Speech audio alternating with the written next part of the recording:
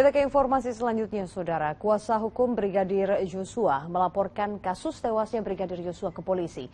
Laporan tersebut berisi dugaan adanya tindak pidana pembunuhan berencana.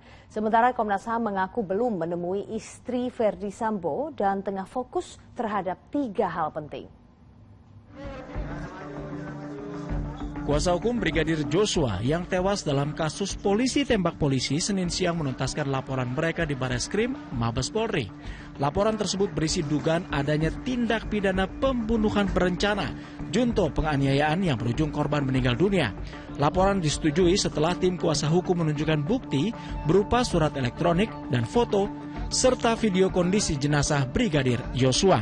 Kuasa hukum menilai adanya luka-luka yang tidak wajar dalam tubuh korban.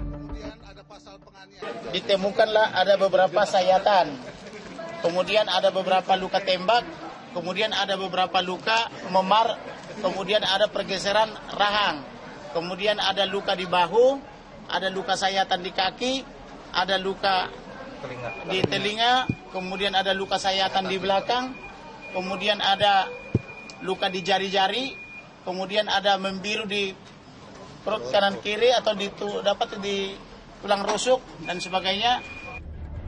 Kendati demikian, kuasa hukum keluarga Brigadir Joshua hanya melaporkan terkait lidi kasus dan tidak melaporkan Baradae yang sebelumnya oleh Mabes Polri diduga sebagai pelaku penembakan Brigadir Joshua.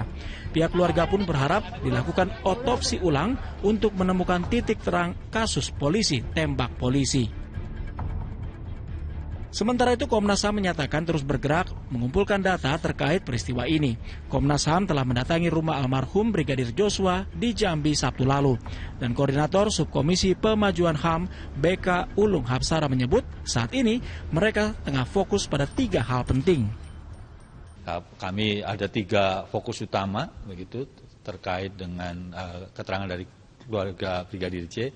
Yang pertama adalah soal luka, yang kedua soal peretasan handphone, terus kemudian yang ketiga soal isu pengepungan. Setelah itu Komnas HAM akan bekerja sama dengan ahli forensik dan ahli IT hingga meminta masyarakat yang memiliki data atau bukti terkait kasus penembakan tersebut untuk diserahkan kepada Komnas HAM maupun polisi. Komnas HAM juga mengaku bahwa hingga saat ini mereka belum dapat bertemu dengan istri Verdi Sambo lantaran yang bersangkutan masih dalam kondisi trauma.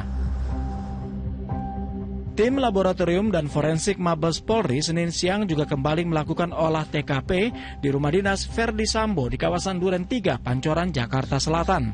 Dalam olah TKP ini terlihat seorang anggota polisi tengah mengambil gambar kamera pengawas atau CCTV yang ada di samping rumah dinas Kadif Propam Irjen Polisi Verdi Sambo. Meski telah dilakukan olah TKP beberapa kali, hingga saat ini masih belum ada yang ditetapkan sebagai tersangka. Tim Liputan Amnesty TV melaporkan.